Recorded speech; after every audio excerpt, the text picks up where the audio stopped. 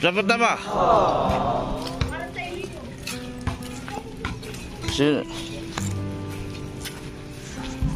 Yan, punta tayo ngayon kina Darlene. Naliligo. Ngayon lang po umulan. Naligo si Darlene. Naglangoy-langoy sa sapa. Saan ka naligo, Darlene? Akala ko sa sapa. Meron ka ng ano, magbabra ka na. Bakal po. Bakal po.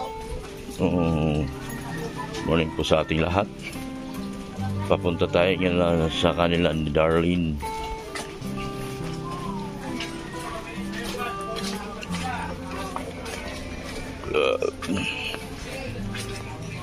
Uy, bakit sarado na yung tindahan nyo?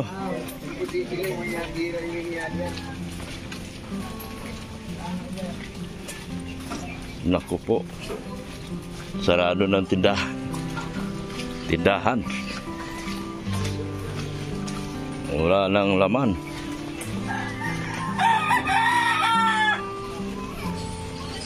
Naunayin.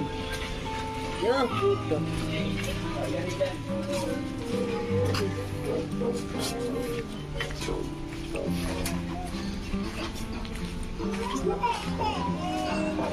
Sarado na mga kalingap.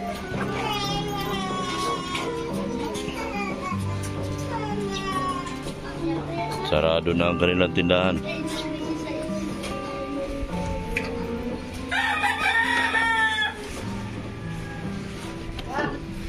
Bakit sarado to?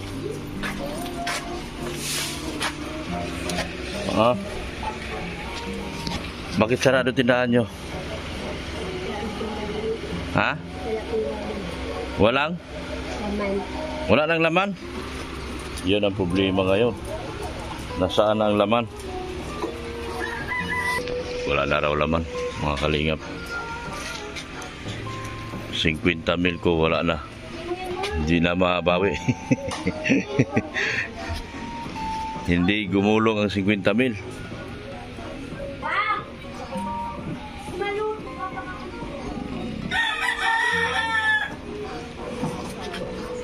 Ano masabi mo? Sayang, mabinta pa naman yung tindahan mo. Lang naalagaan ng maayos. Kakapamunan. Ano na?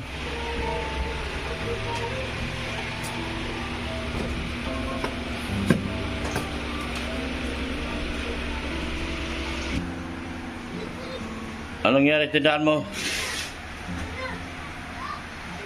Sarado na. Anong nangyari tindahan mo, Marisa? Ha? Anong nangyari at nagsarado na kayo?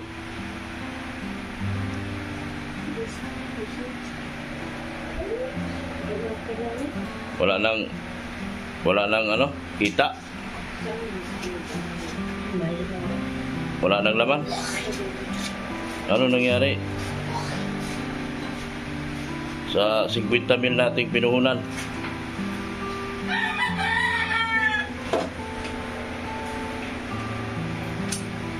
Paano natin ipaliwanag sa tao ngayon na wala nang laman yung tindahan nyo?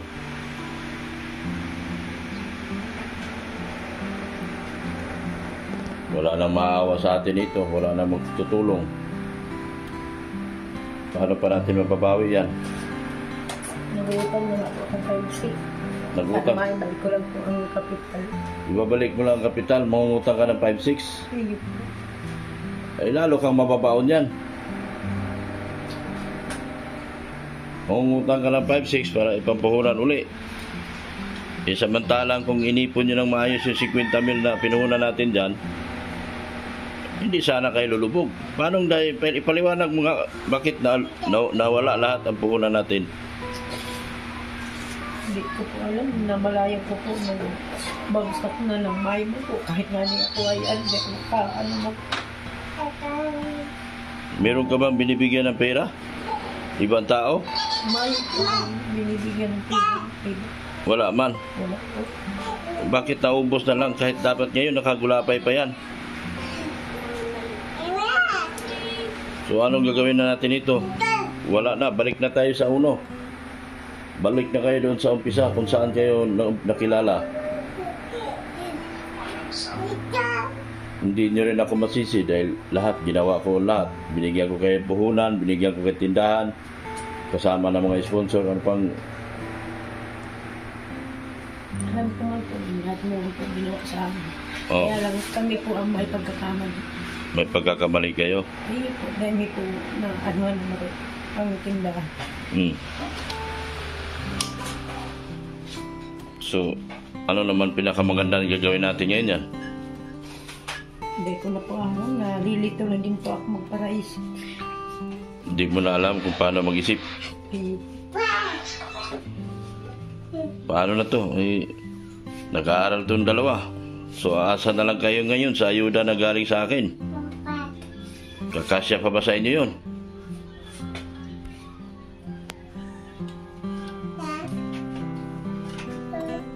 Kung aasa na lang tayo sa ayuda natin, ano pa, magkakasya pa ba sa inyo yung ayuda ko? Di ba, Risa? hindi ko po alam.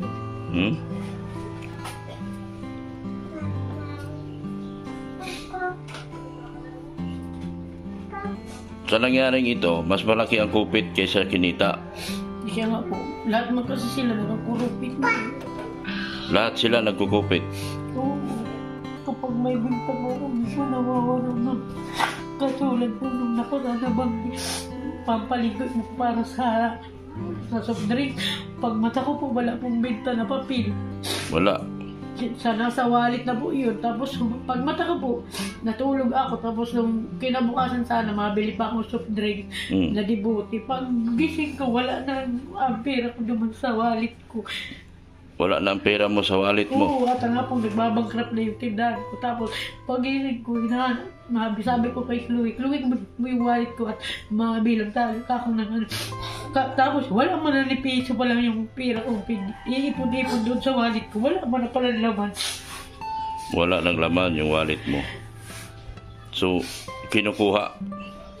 Ako, kinuha, gano'n po. Hindi ko man alam kung sino nagkuha. Basta pag ni Chloe doon sa, po, sa wallet ko, wala na po talagang laman. Paano mo hindi nalaman na kung sinong kumuha gayong may mapabariya po kayo sa akin. Tapos sabi ko, ay mamaya. Tapos nung sabi ko, kunin mo na din itong binta. Sabi ko kay Chloe. Tapos sabi ni Chloe, wala naman baga ngayon mamang laman. Sabi ko mayroon may mga 100 yung 50, 20. Tapos sabi ko, wala na. Kaya imbis na may pang rolling pa po ako, kumbaga po ay talagang iniipon ko. Wala na naman po. Kaya sabi ko, grabing marayos po. Simula umpisa, sinabi ko na sa inyo, may pagkakamali na kayo dahil yung paninda na ibinigay ko sa inyo, pinaangkat nyo na kaagad. At tsak ako, doon sa pinaangkat nyo, walang bumalik. Nagbayad mo po ito 1,000. Nagbayad 1,000 lang. Magkano pinuhunan, Mrs. Lab, magkano puhunan nun sa mga paninda na yon na dinala natin? Mga 5,000? Mga bulaklak po. 5,000. Mga bulaklak. Naandyan po sa taas yung iba, hindi mo na. 5,000. Bakit ipinaangkat mo at pinadala mo sa ibang tao, ibinalik sa iyo 1,000 lang? Doon pa lang, imbis na kumita tayo, naging times 2 yun. Yung sa 5,000 na puhunan ko, dahil ipinaangkat mo, 1,000 lang bumalik, 4,000 kinain nila lahat. Kahit nagbalik sila dito, konti man lang ang binalik nila, ibig sabihin, kinain nila lahat. Bakit mo kasi ginawa yon?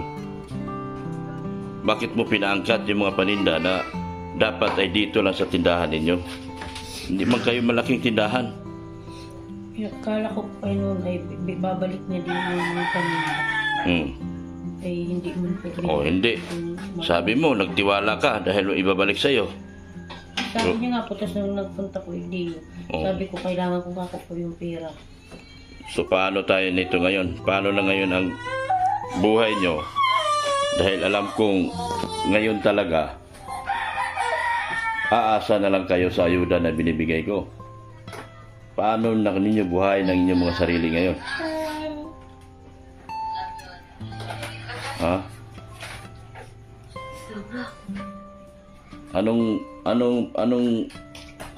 sino ang dapat sisihin natin ngayon? Yung lahat ng paninda mo, kinukupit lang din ng mga anak mo. Sino mga anak mo ang pinakamalakas mong upit? Marian.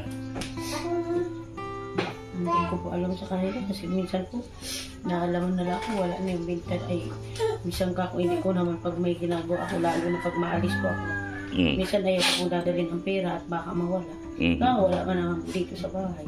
Ikaw dapat ang responsable sa lahat ng kininta ni Ate Marisa dahil ikaw ang pinakamatanda.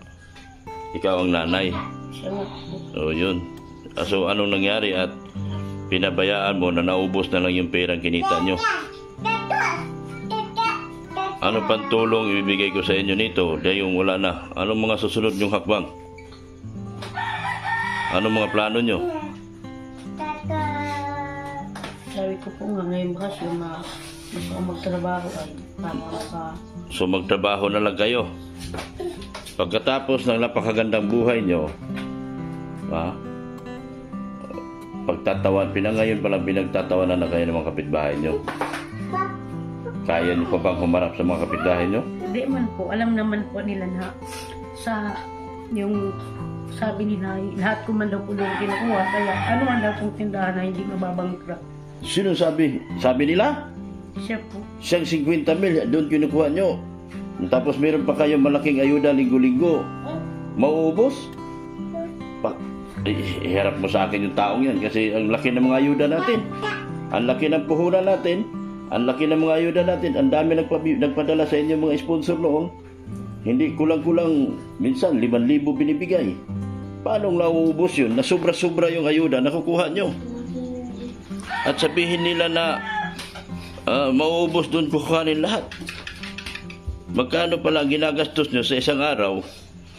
At mas malaki man ang na halos wala mang natira doon sa pinuhunan. Alam niyo po, Ate Marisa, ilang buwan lang natin binuksan ang tindahan. Kailan natin binuksan ang tindahan? Siya nga po, mabilis lang. Mabilis lang naubos ang 50 mil. Dahil hindi nyo pinanghawakan maigi yung kinikita nyo at yung kung paano nyo gastusin yung pang-araw-araw nyo. Kumikita kayo ng 2,000, sabi nyo anong araw? 2,500 isang araw. So talaga nung kumpleto pa. Oh. Kaya lang po, ganun nga po siguro po yung kakukuruha nila kakukuruha. Kasi po ako po, katulad po pag nagbili po ako ng ulam, kunyari nabili po ako hanggang gabihan na. O yung sinasaing namin, 2 taka lang. Kaya doon nga po ako nagtaka sa sarili ko kung bakit naubos yung laman talaga ng tindahan. Dapat yung kinikita nyo, ipinamili nyo rin. Pinapamili ko po at walang kahit nga ni po sa pansarili ko po, hindi man ako nabili ay. Oo. Yung, bakit kung ako maluho man po, wala man akong luho na yung binili na para sa akin po pang luho, wala man. Kasi sa totoo lang, hindi kakaunti man lang po. Kasi kung sabihin natin na doon lang natin kukuhanin, doon yung kinukuha ang lahat sa tindahan, mas malaki ang napupunta sa inyo doon sa ayuda na binibigay. Ingay. Pag halimbawa po nung mga nakaraan, talaga pong ang halimbawa kada isang araw, kada 2 araw mapalingki naman ako. Nung time na yung pakabalik di ko po baga doon nagro talaga po yung tindahan ko. Dami-dami kong binibigay sa inyong pera. Namalayan ko po talagang bakit daw ako yung paningkap at gano'n na lang. Parang wala akong naiipon na pera. Talagang silip naman ako pong mag-ipon. Pero iwan ko po bakit gano'n nga po. Sabihin ng kapitbahay na dyan yung kinukuha araw-araw. Hindi ba nila alam kung gaano kalaki yung nakukuha nyo sa tuwing mayroon akong vlog sa inyo? Kahit sabihin lang natin 1,000. Kung tinitipid-tipid, sobra pa tayo sa 1,000. 5,000, minsan 3,000. Basta 3 beses tayo sa 1 linggo. Lahat ng kakainin nyo, doon pa lang sa ayuda, sobra-sobra na yun. Kung tutusin yung tindahan, hindi halos di na magagalaw. Siya nga po, yung una talaga po, hindi nagagalaw. Pero yung siguro, sa kakukurupit po, doon nagbagsak yung tindahan ko. Yung, So mga anak mo ang nagbagsak lang din sa sarili mong tindahan. siya siguro po, at ako ay wala man akong binibili ng mga bagay na, yung mga bagay po baga na material na bagay, wala man pa akong binibili talagang para sa kanila lang po, nagsisikap ako para sa kanila. Oo. Pero namanayag mo, napabayaan ko nga po siguro, araw nga ang nangyari. Nagbagsak. Baksak. Sayang. Ikaw, Mrs. Love, kung ang puhunan mo 50,000, sa tingin mo, alam mo naman na tayong dalawa nagdadala ng negosyo dito. Sa tingin mo, babagsak yan ng basta-basta? Hindi yun mababagsak, basta yung benta binabalik. Rolling, ipinaroll lang.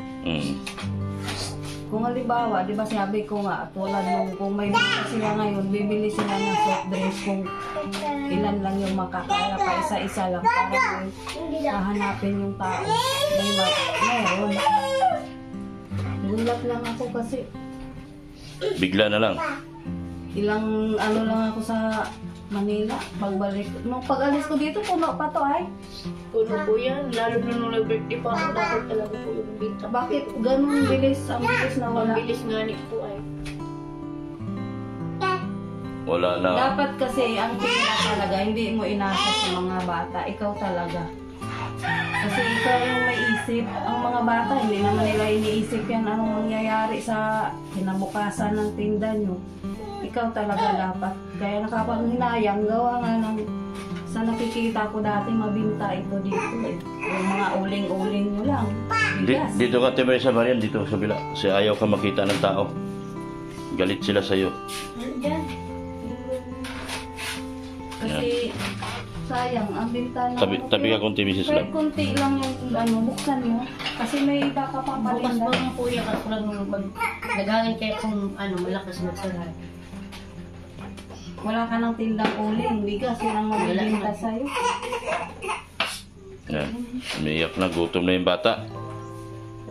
Sayang, kasi Grabe mo po, sobrang din ako naghinayag naman sa tinda ko. sigarilyo, wala na rin. Wala na. Baka sa ang pera sa tindahan o baka na ka sa mga pautang. Baka may pautang. Kaunti man lang pampautang. Pag ako po nagpautang, kada kunyari, ngayon po, pagkabukas naman po, pag nagtinda sila, binabayadan naman. Kasi isa pa yung makabaon. Basta yung mga nangutang sa'yo, wala nang planong magbayad. Isa pa Nagkakangali ko talaga ako dun sa tinda ko. Bakit ako ang bilis magbagsak? hindi naman ninakaw o may nakapasok diyang nagnakaw. Walang, nagtataka nga pa ako nung sabi man nila malaki daw yung mga butas kasi ng siguro daw sinundot daw yung wallet ko. Tapos sabi ko man ay bakit mga ako naandyan na din yung wallet, naandyan din yung wallet. Ay sana yung hapon na po ay linggo kasi po nung makabili ako ng soft drinks. Wala ay sarado. Hindi po ako nakapabili. Tapos yung pagkain ng umaga na wala na pala yung inaipon ko. Kasi posible naman kayo lang dito, mawalan kayo. Eh, wala naman natang mga ibang tao nakapasok. Wala po, gabi na rin po. Binawal na nga natin na may ibang tao makapasok. Gabi po yung nangyari din. Hindi talaga kayo makabaliktad kasi wala kayong ibang inaasahan na tulad yan. Wala kayong inaasahan. Buti kung meron pa tayong mga malakas pa yung mga Kasi at saka sponsor mo. Kaso parang wala na. Kasi ang vlog halos 3 beses sa linggo. 2,000, 2,000, 1,000, 5,000 ang nakukuha. Doon pa lang, sa vlog na yun, kung tutusin, kuha na yung panggastos nila doon. O kahit yung mga pera na yun, kung inilagay lahat sa tindahan, may tubo pa. Kahit Siya po yung rin, nilalagay ko po dyan. Kahit nga sa purpose ko po, nilalagay ko pa rin dyan. Kaya yun nga, pang nagtataka ako kung bakit po ganun talaga ang nangyari sa tindahan ko. Kapag ako po may pera, nag-purpose ako, pinapalitan ko din po dyan para sa may mga tindahan. inuhulugan ka ba sa araw-araw? Wala naman po. Ayun. Kasi kung may nulugan ka sa araw-araw, lalamunin talaga yung binta ng Ay, gusto ko tindahan. nga ni po mag 5-6 na para kako makagawa ko ng ano ng puhunan. Gawin mo lahat ng paraan kung paano mo ibalik yung tindahan mo. Dahil kung aasa na lang kayo sa ayuda, minsan ang vlog natin isang beses lang isang linggo, hindi kayo mabubuhay talaga. Diskarte mo na yan, Ate Marisa, kung paano mo palaguin uli yung tindahan nyo na kayo na mismo ang naghahanap ng puhunan para sa inyo. Dahil hindi ko na alam kung paano ko pa kayo hanapan ng puhunan, gayong naibigay ko na sa inyo ang lahat ng 50 mil na puhunan dyan. Ang sabi ko nga noon, galit na galit yung mga viewers kasi bakit daw puro ako bili. Ang sabi ko, gusto kong ibigay sa inyo ang lahat na makagulapay kayo. Kailangan makaahon kayo at hindi kayo basta-basta babagsak. Pero sa ilang buwan lang natin pagbablog, wala na, ito na, sarado na. So ano na natin gagawin nito ngayon?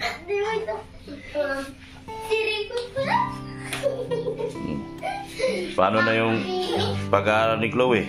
Anong plano nyo talaga ngayon? Nag-chat na natin mga estranyo, kaya ganun si Sandy sa PPE po, mahit pa sabi ko, pag 40 na lang. Balik kayo ngayon sa buhay na maghihirap kayo, sa buhay na kung mag-aantay na lang kayo kung kailan ng ayuda nyo, at sa kita nyo na sa purpose. Yun na lang asahan nyo. Pero ikaw ang bahala kung paano diskarte mo maibangon mo ulit yan.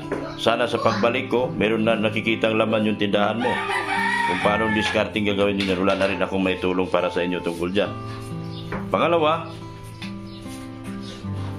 ang sabi ni ni Helen Jans, bakit daw, sino ba nagtitext si Helen Jans? Nanghingi ng pambayad ng kuryente. Sino nag-chat? Ikaw ko? Ikaw? Bakit may nag-chat nasa akin yung text na nanghihingi ng pambayad ng kuryente? Ikaw nag-chat ka kay Ma'am Helen Jans? Anyway, wala akong kasalanan doon dahil si Helen Jans naman kasi dumirikta sa inyo, so hindi ko siya pwedeng pakialaman doon sa inyong naging usapan. Pero pero noon po, hindi man pa ako sa kanya nahingi. Binibigyan po niya ako ng pambayad ng kuryente. Pero kung hindi ako sa kanya na-chat.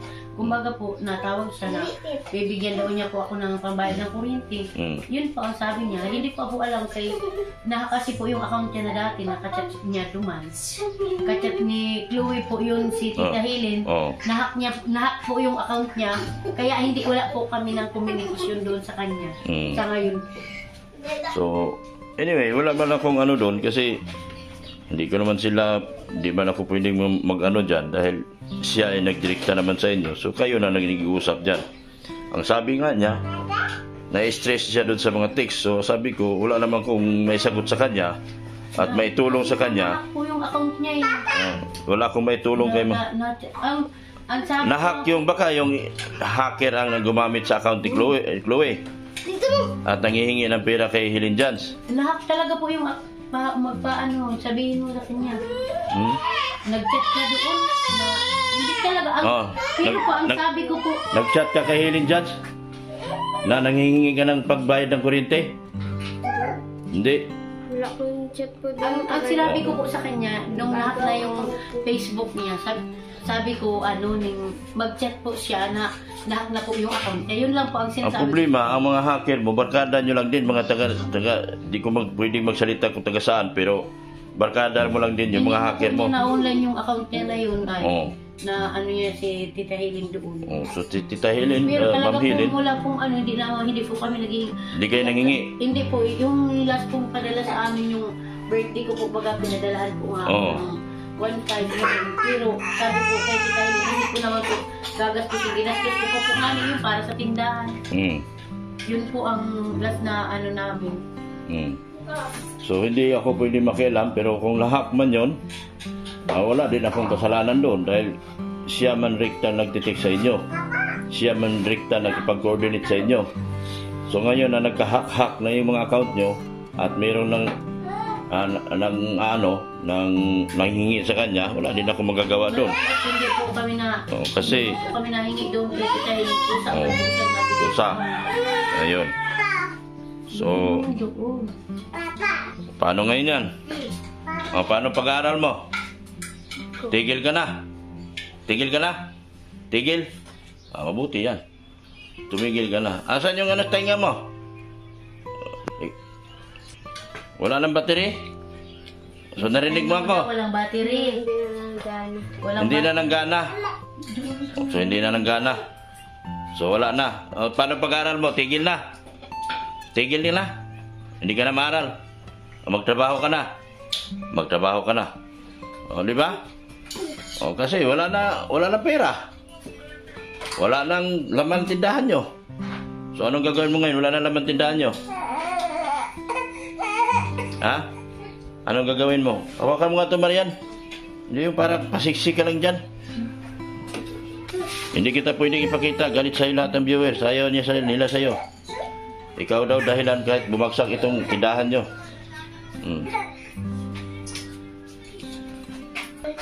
Yan. Sa susunod, di ka na mag-aral. Tigil ka na. O, tigil na. Wala akong magagawa. O, anong gagawin mo? Masaya ka ba ngayon? Hindi ka na makapag-aral? Hindi rin. Patay tayo dyan. Sino nag-hack ng account mo? Hindi mo alam. Sino nag-hack ng account mo?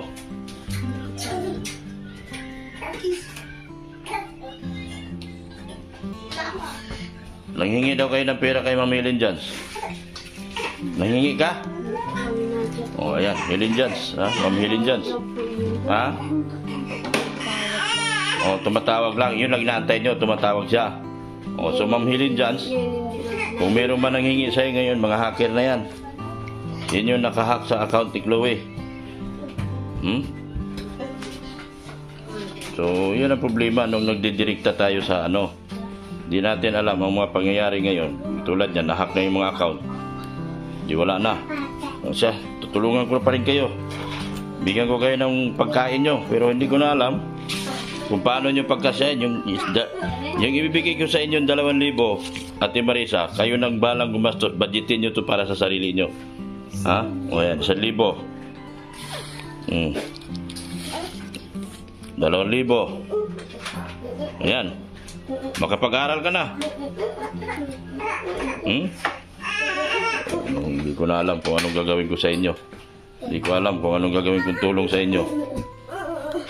Wala nang pera. Yung mga tao galit na galit kay Marian dahil itong Marian nyo pasaway.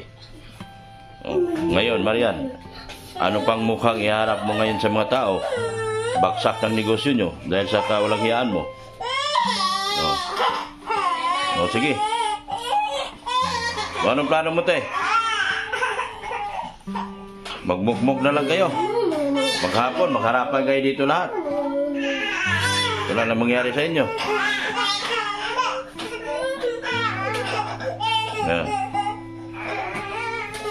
Yan, magpasalamat kayo doon.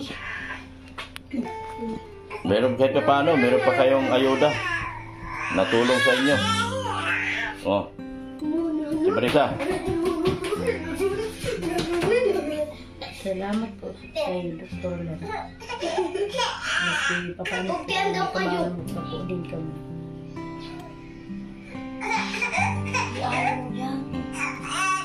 O, magpasalamat ka.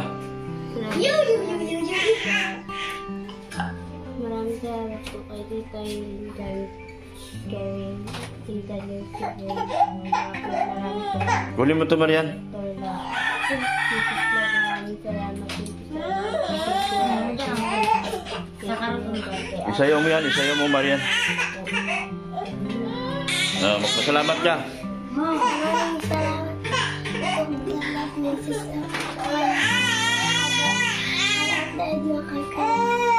Bal, Ate Dahil po.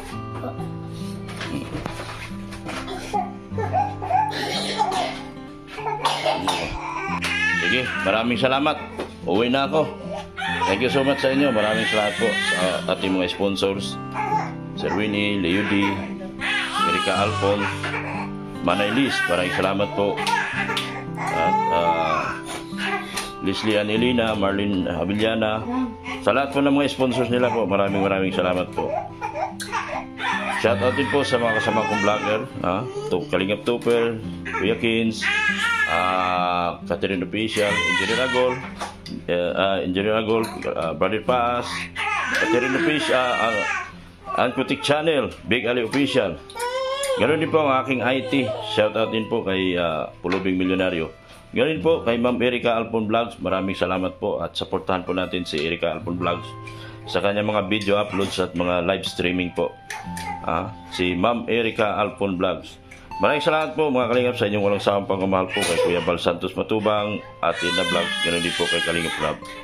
Bye-bye na sa inyo. Bye-bye. At hindi ka na mag-aral. Kawawa naman. Tigil ka na. Ay, kawawa naman. Paano yan? Ano sa tingin mo? Titigil na yan sa pag-aaral daw. Wala na. Ampunin na lang natin to. Ampunin na lang kita. O hindi rin. Ano nangyari doon sa kandidata mo? Wala. Sayang lang. Tama lang yun. Di ba? Okay, bye-bye. Huwag na natin kausapin si Marian dahil galit na kanya mga viewer. Lalo ngayon, bagsak na tindahan nyo, lalong gagalit yan. Sige, maraming salamat sa inyo. Bye-bye na po. Ayan po. Pauwi na po kami mga Kalingap. Salamat po ng marami sa inyong walang sawang subaybay, pagsuporta. Sabi ng mga kapitbahay, mabuti pa tong kay ate maliit lang puhunan pero puno pa rin. Ayun kay Marisa, 50,000 puhunan ko doon, wala nang laman. Bihira. Sayang. Di bale, habang may buhay, may pag-asa. Mabuti pa yung maliit na tindahan. Hanggang ngayon, buhay na buhay pa. Sa kanila, napakalaking tindahan.